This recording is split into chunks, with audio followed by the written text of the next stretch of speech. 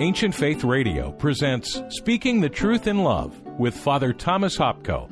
Father Thomas is the Dean Emeritus of St. Vladimir's Orthodox Seminary and the author of numerous books and articles. From his study in Elwood City, Pennsylvania, here is Father Tom. This is the third in several reflections that I'd like to make about the relationship between natural science and the Christian gospel, the Christian faith, particularly since the what has been called the Darwinian revolution, and very particularly using Darwinism and the theory of evolution to explain the nature of things and the origin of things, the species, animal world, including man. That's given to us in the views of modern science that are greatly impacted by the teaching of Charles Darwin. You know, the year 2009 is the 200th anniversary of Charles Darwin and the 150th anniversary of the publication of his explosive work called On the Origin of Species, very particularly where he develops his vision of the origin of species and the development of the great variety of species on the planet Earth through a theory that he called natural selection. And this, of course, had tremendous impact on religion generally. And, of course, I use that term religion in the sociological sense because people speak about science and religion. But as I will try to make clear in these reflections, I have great problems with simply speaking about religion. In my own opinion, Christianity is the fulfillment of all religions. Religions are themselves the product of natural selection in some way, natural contemplation. Religion is very different from Christian theology, and Christianity is not simply one of the religions. In some sense, it's the fulfillment of them all. In some sense, it's the rejection of them all. But it's certainly, you should not just put together in one pot Christianity, Judaism, Islam, Buddhism, Hinduism, Mormonism, Seventh-day Adventists or something, and put those all together as if they were somehow the same thing. And what I'd like to reflect upon right now is how exactly that particular issue, the issue of Christianity and the divisions among Christianity and Christianity's place on the planet Earth vis-a-vis religions in relation to other philosophies and religions, what the state of that was, what the condition of that was during the lifetime of Charles Darwin. You know, what was going on? What kind of, quote-unquote, religious realities were very rampant in the time when Darwin was actually doing his scientific investigations and publishing his books? Very more particularly, we could say, what kind of Christianity or what kinds of Christianity, or what was the phenomena of Christianity in Darwin's own life? What would Darwin think about? What would he confront if he was confronting Christianity, the Christian faith? What would his experience have been? What would have he had to deal with? And then, in some sense also, how was the Christianity of his time dealing with science? How is it dealing with him, so to speak, and with those together with him, like Huxley and many others, who were raising incredibly significant and important, even revolutionary questions about the Christian faith and about the Bible and about all kinds of things religious, to use that term, because of the discoveries of science, particularly those of Darwin himself. So let's just take a look at that century, and that would basically be the 19th century, virtually the entire century. Darwin lived from 1809 to 1882, so he, in some sense, spanned the 19th century. During that time, Queen Victoria was the queen of the British Empire. She lived from 1837 to 1901. So all of Charles Darwin's life, certainly all of his adult life, was lived with in Victorian England, in the British Empire, presided over, or actually ruled over, by Queen Victoria. But at that same time, you know, what was going on around the world and even in England was many revolutionary ideas that would bear their fruits, and their very bitter and ugly fruits, in the 20th century. For example, the life of Karl Marx was from 1818 to 1883, almost totally the same time as Charles Darwin. And we should remember that Marx was in London. He wrote his Das Kapital, in the London library. And then other kind of social materialists like Proudhon lived from 1809 to 1865. Bakunin in Russian, 1814, 1876. Feuerbach, who inspired both Karl Marx and the Nazis, National Socialism, and then was 1804 to 1872. Again, almost a total identical contemporary of Darwin. Then you had Nietzsche, 1844 to 1900, probably one of the most influential men in terms of modern contemporary, even atheism. And we should mention right now that he was the child of a clergyman. His father was a minister. In 1883, in France, Renan published his Life of Jesus, which said that he was just, a good man with God consciousness and there was nothing divine about him. In America, you had exactly at the same time Ralph Waldo Emerson, the Transcendentalists, the Unitarians. He lived from 1803 to 1882. So you had all these incredible figures going on at the same time, and we'll mention a bit later what was going on by way of reaction to all of these things in the Roman Catholic Church of the 19th century. But we just should mention right now up front that it was the time of Vatican I. Vatican I met 1869 to 1870, just when Karl Marx was working. You had the dogma of the Immaculate Conception of the Virgin Mary promulgated in 1854, 5 years before the publication of The Origin of Species. Lots of stuff was going on. But let's very particularly take a look at Great Britain and England, particularly in the lifetime of Charles Darwin. How was it? What was happening? What was going on? And what would he himself have been aware of, or perhaps aware of, around him in the Christian world and in all of the theological and doctrinal controversies of the day, especially those that have to do with the person of Christ and the interpretation of Holy Scripture and how the Christian faith was to be understood? Because, of course, at this time it was the great time of the beginning of the historical scholarship of the Bible, reading the Bible in terms of a religious phenomenon of humanity. You have that going on at the same time. There's a history of Christianity, a very popular one that I've owned since 1955. I had this book since 1955, called The History of Christianity by Kenneth Scott Latourette. And I went to this book in preparing some of these talks and thinking about things just to see what we could find. And what I did find was a very clear description of what was happening in England from 1815 to 1915. That's the period that this particular historian, Latourette, is studying. That's how he divided up his material. But I'd like to just read to you a lengthy paragraph from this book, which kind of describes the spiritual, theological, social conditions in England at the time of Darwin that have to do relative to the Christian faith, and specifically the Church of England. This is what he writes.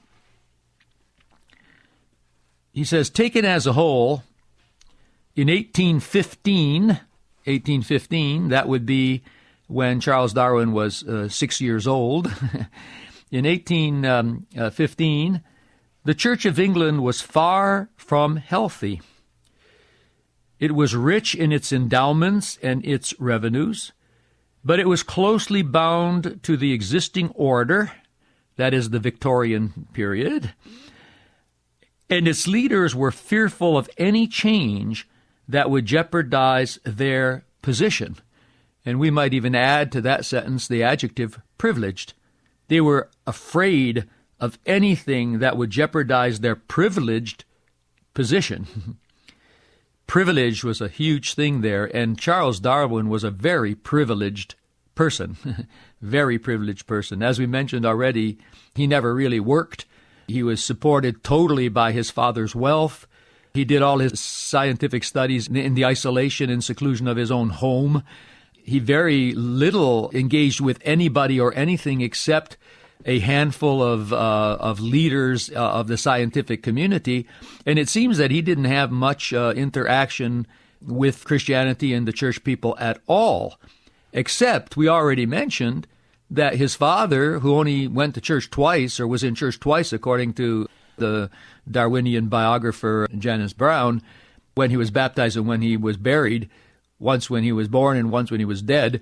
But that same father was encouraging his son, Charles Darwin, to become a minister, to be ordained in the Church of England, because he would have a privileged position, he would own property, he would have a nice place to live, and he could just pursue his naturalistic studies without any interest virtually at all in the gospel, the Christian faith, or anything. He would just pro forma go through the functions of, reading the prayers from the Common Prayer Book, and go about his business, living a very aristocratic, comfortable life without many duties and without any real problems in life relative to doctrinal convictions.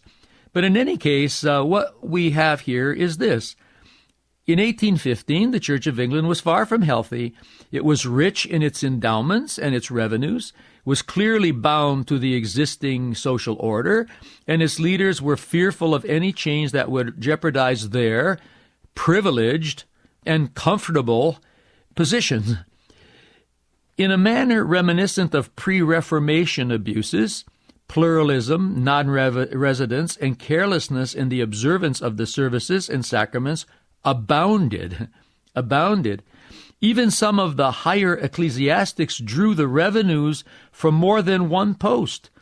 In other words, they're getting paid by allegedly doing several different jobs and holding several different positions, which in fact they were doing virtually nothing.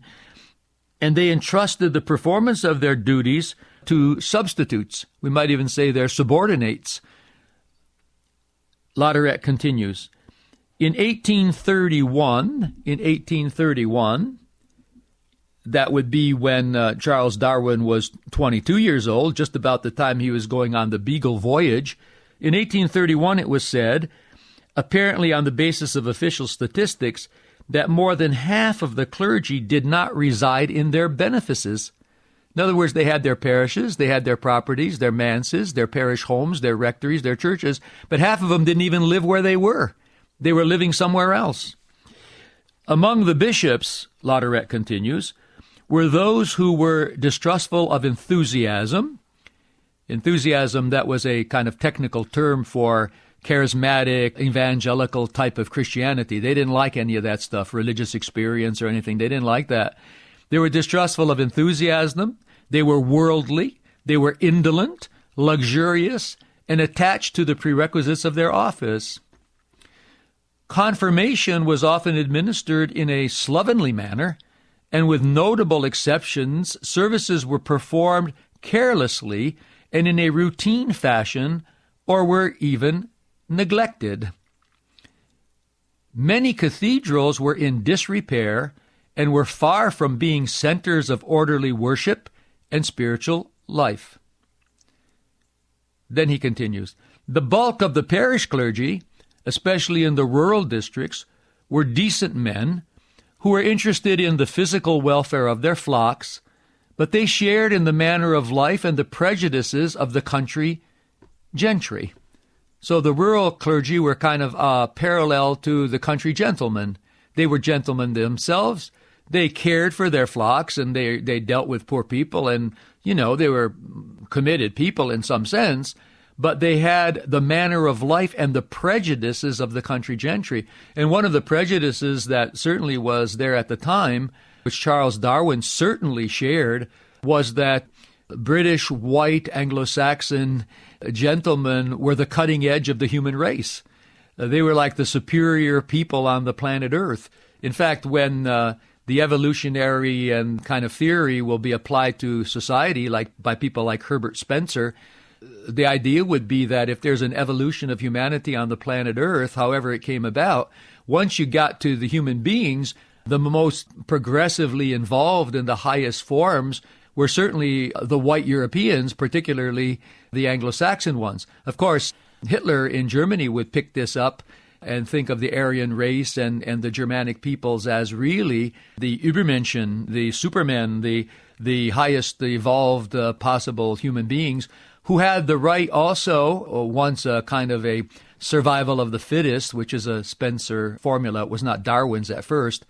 When the survival of the fittest had the right to survive and you were the fittest, then you had to get rid of those who were not fit. And of course, those who were not fit was everybody else than you. And of course, at this time in the world, in America at this time, just at the time of Darwin's life, you had the Civil War, which had to do with racism, where huge numbers of Christians were saying that black people simply were not human. They were certainly not of the same value and the same intelligence and the same superior development as white people, and that they could therefore be owned and sold and used as slaves.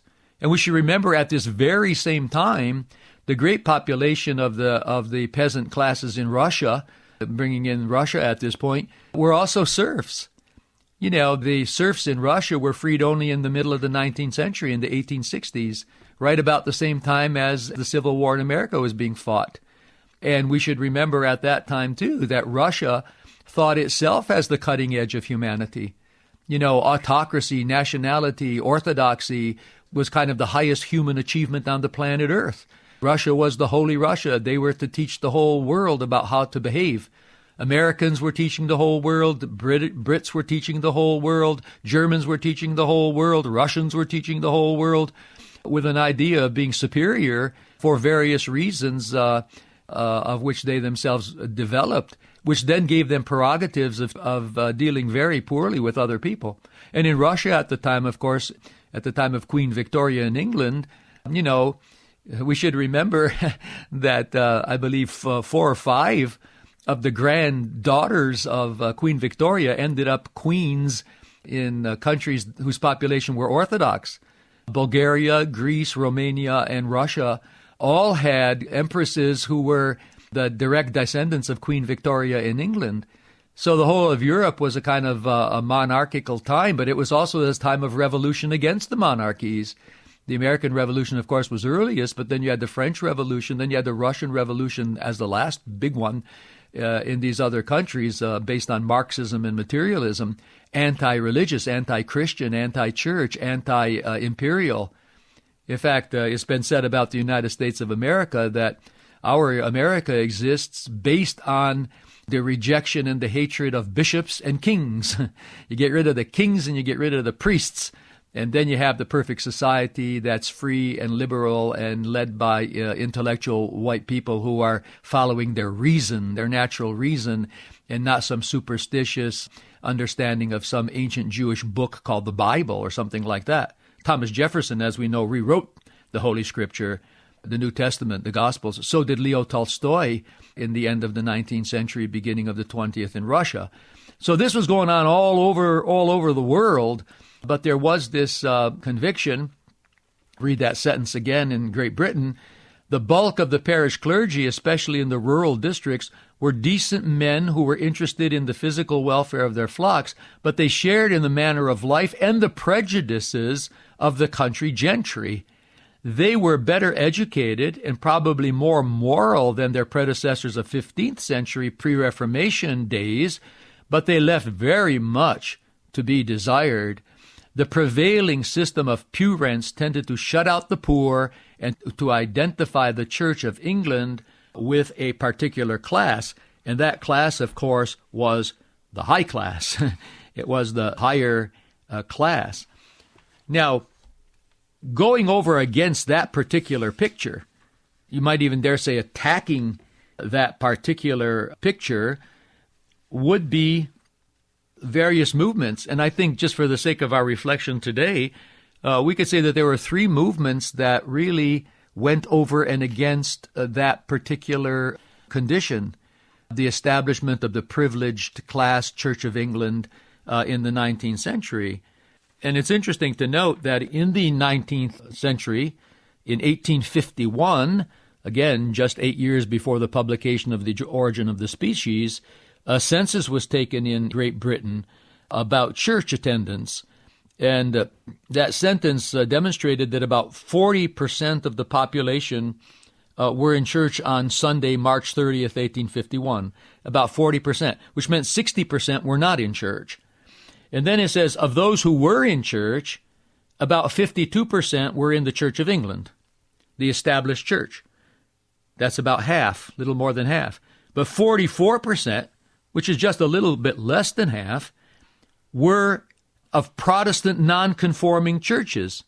And then it said only about 3.5% were Roman Catholics. Now, what were the three reactions to this condition of the Church of England? Well, we just heard of one of them. One of them was the non-conforming churches, who at the time of Darwin were already almost half of the population in England. Now, who were these non-conforming churches? What was non-conformity?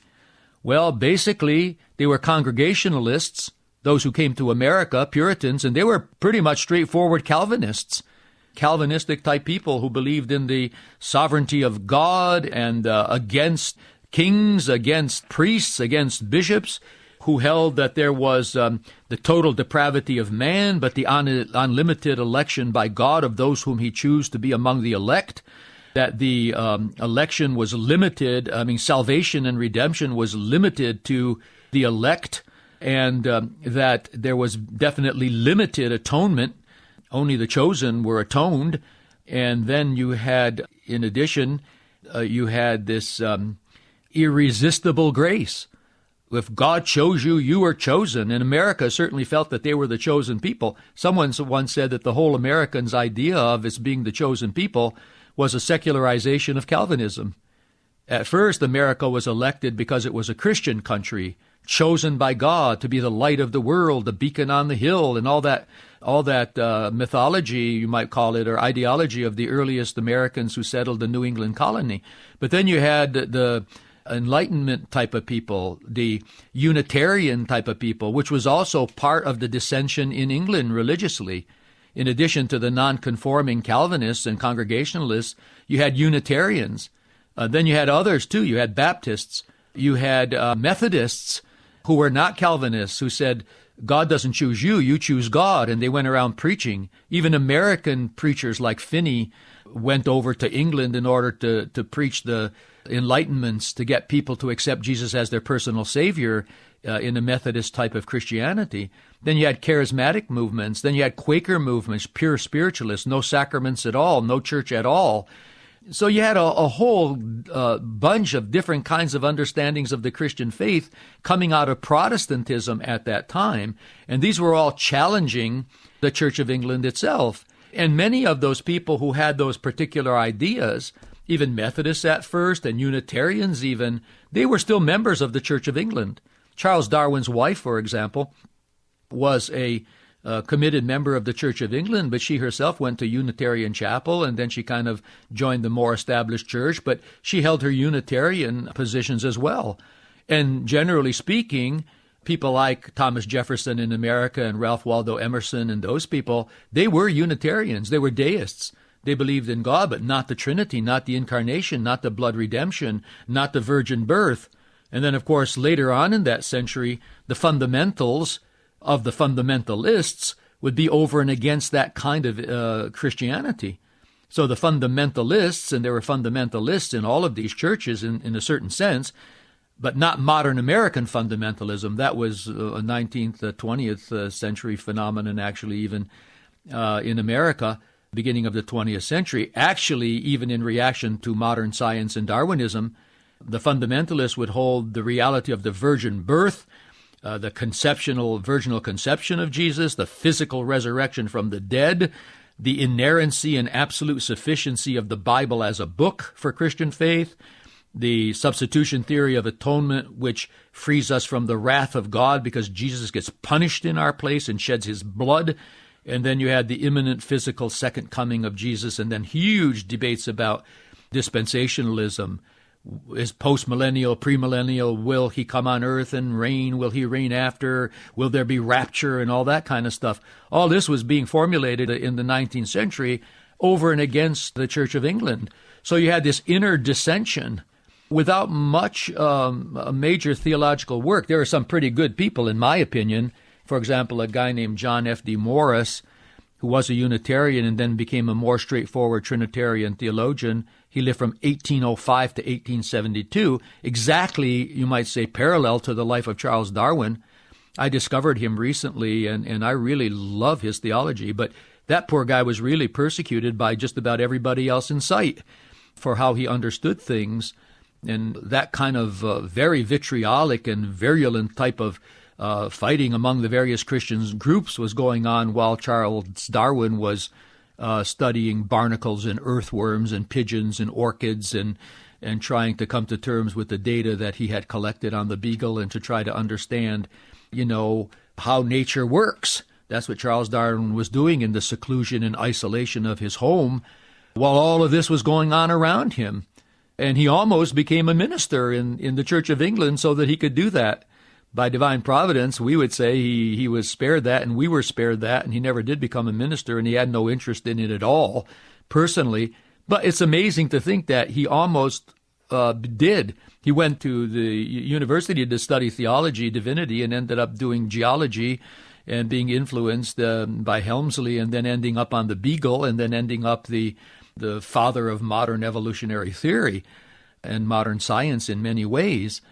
But you see what was going on at that time among the Christians. Now, we should mention also debates were going on vis-a-vis the Roman Catholic Church. Now, you notice that in the statistic of 1831, only 3.5% of the population in England were Roman Catholics. But there was a movement toward Roman Catholicism over and against the Church of England and its pluralism and diversity and its decadence and its privilege. So, for example, right in the middle of the 19th century, 1851, again, 8 years before the publication of The Origin of the Species, you had a man named Manning becoming a Roman Catholic, becoming an archbishop, and becoming a cardinal of the Roman Catholic Church. Then you had a huge figure in Roman Catholic history who lived virtually identically the life at the time of Darwin. Darwin was born in 1809 and he died in 1882. A man named John Henry Newman was born in 1801 and he died in 1890. And John Henry Newman is probably certainly one of the most famous converts to Roman Catholicism in modern time. And he was a member of the Oxford movement with people like Keble and Pusey and Freud, who were really trying to recover ancient Christianity. They were reading church fathers. They didn't know what to do. And a number of them became Roman Catholics. Of course, the leader of them was Newman, who himself became a cardinal. But then they had, at that time, to really come to terms with Roman Catholicism in perhaps one of the most conservative, radically anti-modernistic periods of its entire history. So we should remember, at the time when Manning and Newman were becoming Roman Catholics in England, it was the time of Vatican I. The First Vatican Council was 1869, 10 years after the publication of The Origin of the Species. And at Vatican I, of course, we Orthodox know for sure, Vatican I is probably the most despised council among Orthodox Christians of the entire Roman history, because Vatican I was the council that claimed that the Bishop of Rome, on the basis of prerogatives given to the Apostle Peter, on the basis of absolutely unacceptable biblical exegesis to us Orthodox, and on the basis of even some false documents like the donation of Constantine and the Isidorian decretals, it claimed that the Pope of Rome was the supreme pontiff and that he was the vicar of Christ on earth. And Vatican I dogmatized the teaching that the Roman Pope actually has direct and immediate episcopal jurisdiction over every Christian in the world, or he should have, including all of the other bishops, including the other Roman Catholic bishops. And that a Roman Catholic bishop was only valid by virtue of his communion with the Vatican and with the Pope of Rome. And then it also said that when the Pope of Rome spoke ex cathedra Petri from the seat of Peter, his teaching on faith and morals was infallible. It had to be accepted by every single Christian in the world, and it had to be accepted of itself and not out of any consensus of the faithful in the church. In other words, the Pope could give dogmas ex sese et non ex consensu ecclesiae, that were infallible in and of themselves by virtue of his speaking them, and not from the consensus of the church at all. Now, of course, that remains the greatest obstacle between Roman Catholics and Eastern Orthodox Christians and ancient Christians, because Orthodox claim ancient Christianity knew nothing about this. And John Henry Newman had to develop a teaching of the development of dogma in order for himself to be able to accept it. I'm almost tempted to say to swallow it. Now, of course, there was virtually no relationship with Eastern Christianity at this time at all. And Eastern Christianity at this time, we should remember, was just emerging out of 400 years of Islamic domination under the Turks in the Balkans and in the East. And in Russia, it was a time when the church was simply under the control of the monarchy of Russia. There was censorship. There was oppression. Bishops were transferred. They had no real powers. They were ruled by the Holy Synod that was patterned after the Dutch Reformed Church that Peter the Great brought in. And there was a radical westernization of Russian Orthodox Christianity at this time, including Orthodoxy even generally. For example, in the 19th century, theology in the Russian seminaries was taught in Latin, and they followed Peter Canisius's catechism and so on, very scholasticized and very, in some sense, very decadent. And the living patristic, spiritual, mystical, liturgical tradition was preserved just here and there in some monasteries, and in people like St. Seraphim of Sarov and St. Theophan the Recluse and St. Ignatius Branchaninov. But these people had to kind of drop out of the institutional church in order to maintain their sanity and in order to live their spiritual life, and they were very questioned. If you take the Optina elders, they were terribly persecuted by the Russian political and ecclesiastical establishment. I mean, for example, St. Ambrose of Optina, the bishop who buried him after he died, the bishop was on his way to the Optina monastery to suspend St. Ambrose from his eldership. He got there, he was dead, so he buried him. Leonid of Optina, also a canonized saint, was excommunicated with his nuns, I think 3 or 4 times. So this was a time of repression of spiritual life and a bursting out of spirituality over and against decadence in practically every place on earth. And in England, you had this small but rather influential party of people, as they used to say, crossing the Tiber. In other words, becoming Roman Catholics. And you have this now in our modern time as well, even in America. Some kind of rather famous Protestants like John Newhouse and Wilkins and others, Thomas Howard, the evangelical, becoming Roman Catholics.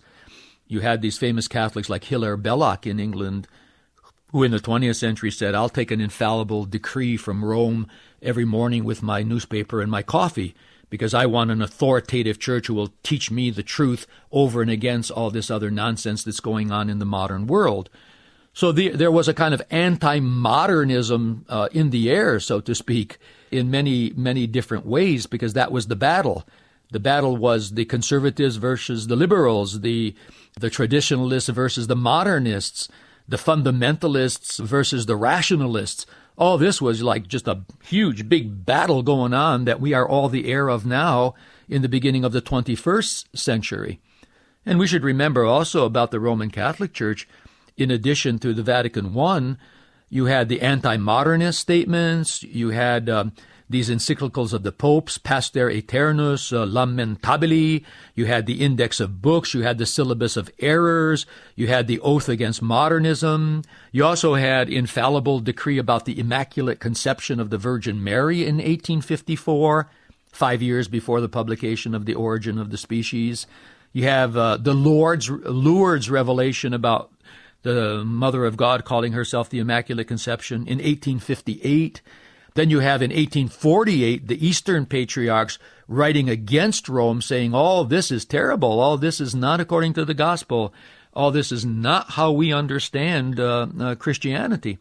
So over and against the decadence and the establishment and the prestigious position of the Church of England, you had the nonconformists within that church, Congregationalists, Calvinists, Methodists, Baptists, Quakers, Unitarians, Enlightenment people, Deists.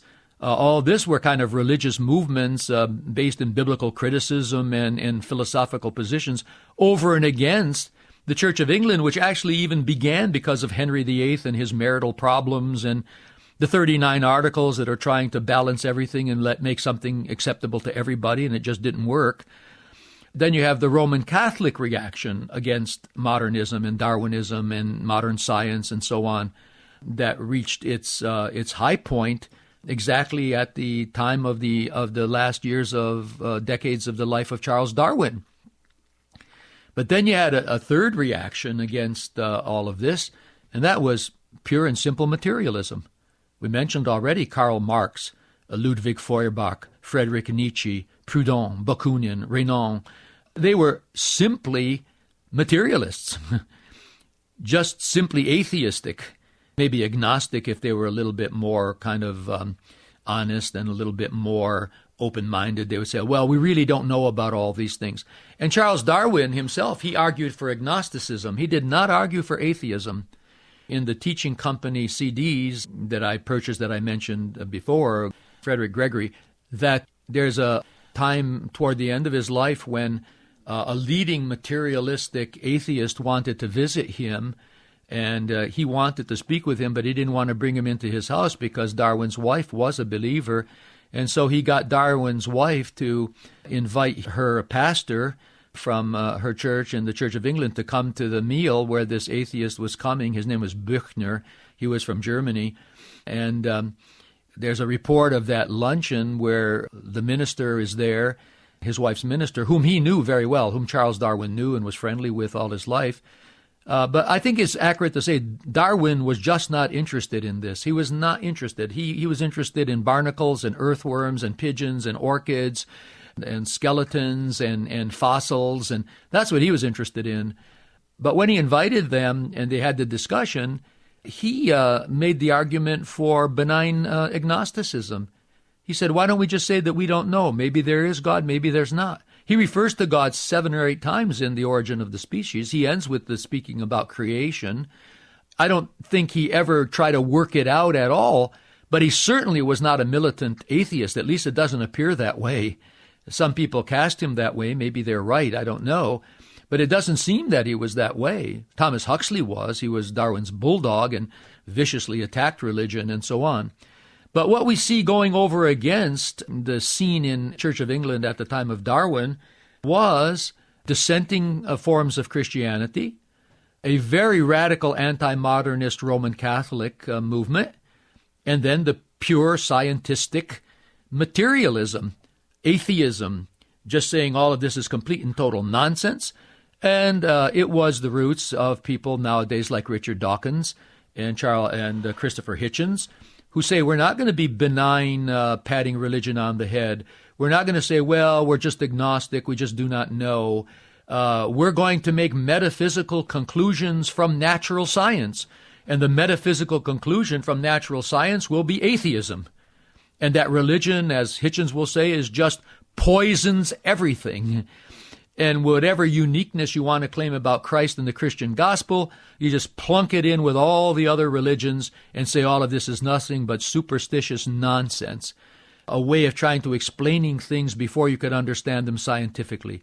And the more you understand scientifically, the more God is eclipsed, until finally God is eclipsed completely.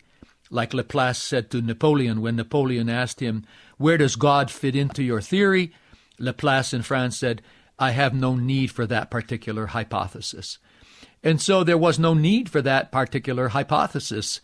And certainly there is a sense where it is, I believe, even true to say, if you're dealing with sheerly natural science, if you're studying rocks and fossils and birds and plants and animals and skeletons, and you're studying their physiognomy, and you're studying their structure, and you're looking at earthworms, and you see how they reproduce, and you see how bees organize their life, and you're looking purely at natural science, it probably would be right to say the God hypothesis doesn't fit in there, except as a God of the gaps to explain what you can't explain. And my opinion is that's not a very good way to go about it. And it seems like that we're beginning to understand that very clearly now, finally, that there is natural science, which is one thing, and then there is metaphysical theology, which is another. And then there is the Christian faith, which is not simply one species of a genus called religion, the same way, I don't know, a collie or a terrier would be one species of a genus called dog. That's not how it works. And that there has to be some kind of a synthesis between physics and metaphysics.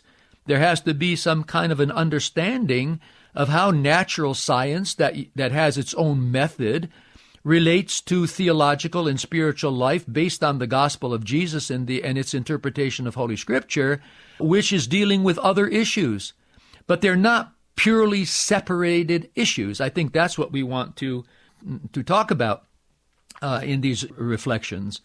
One of the modern Darwinian thinkers named Gould, who wrote about evolution, but he actually criticized Darwin's theory. He had a different theory. He had punctuated evolution rather than slow, gradual changes. But anyway, Stephen Gould, he said there's kind of two areas, and they have their own method. They have their own way of dealing with things.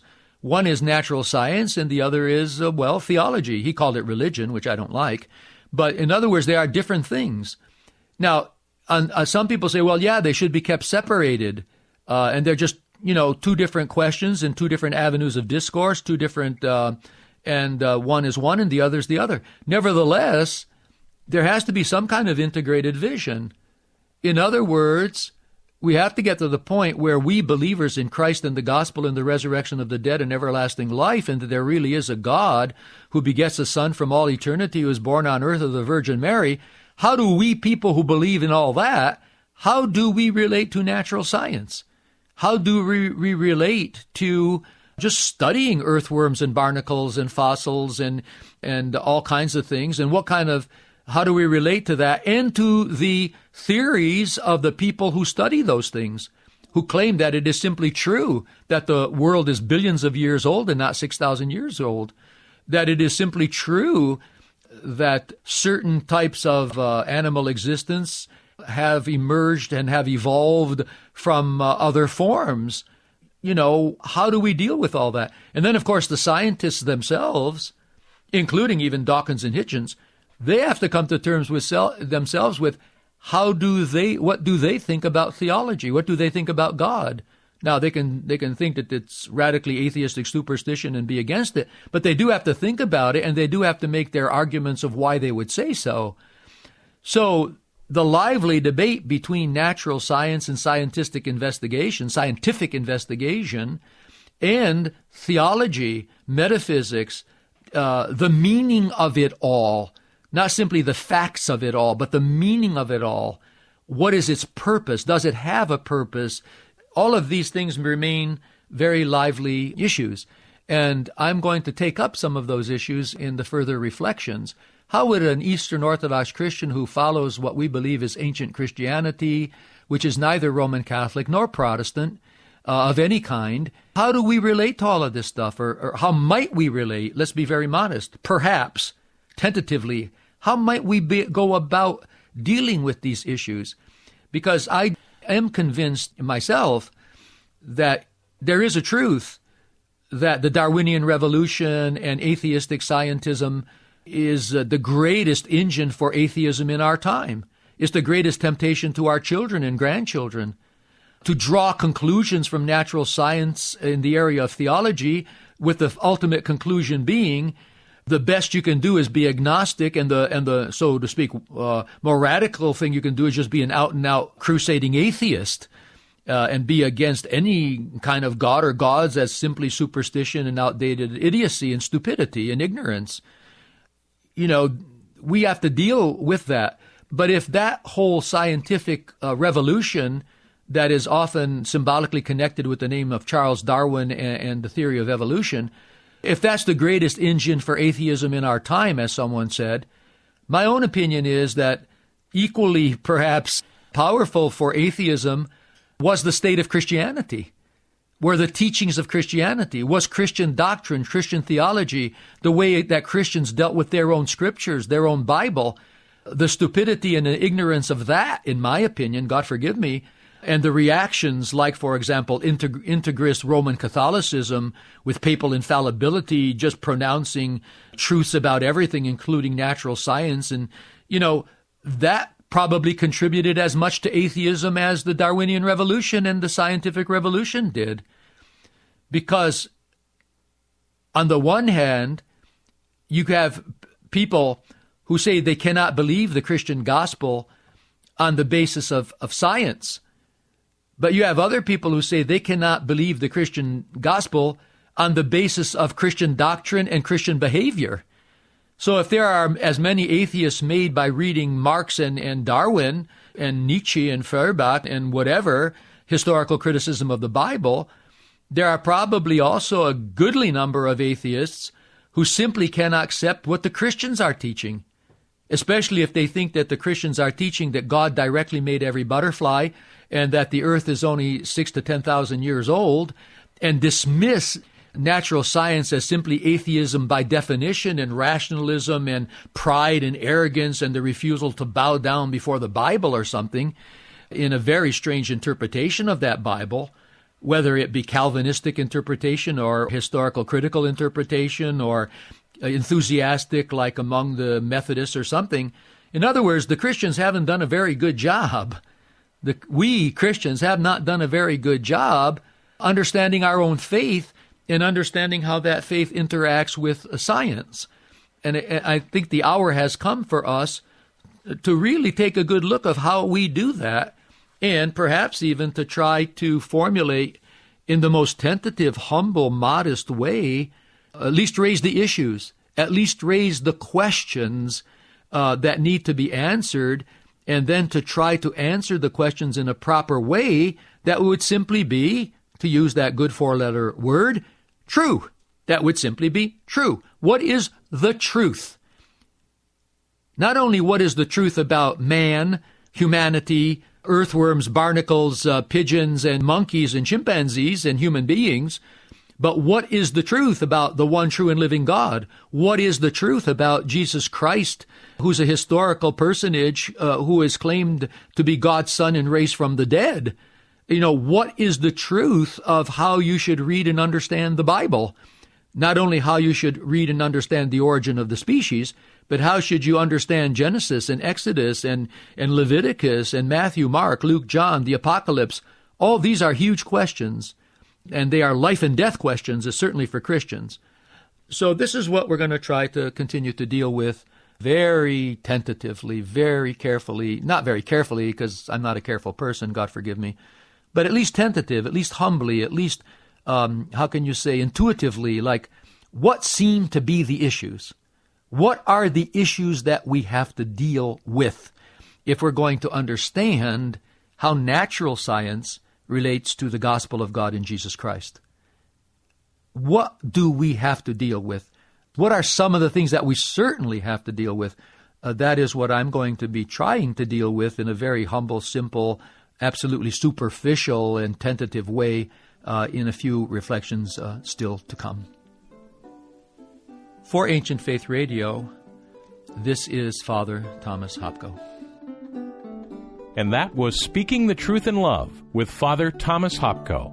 Father Tom is Dean Emeritus at St. Vladimir's Theological Seminary. This is a listener-supported production of Ancient Faith Radio.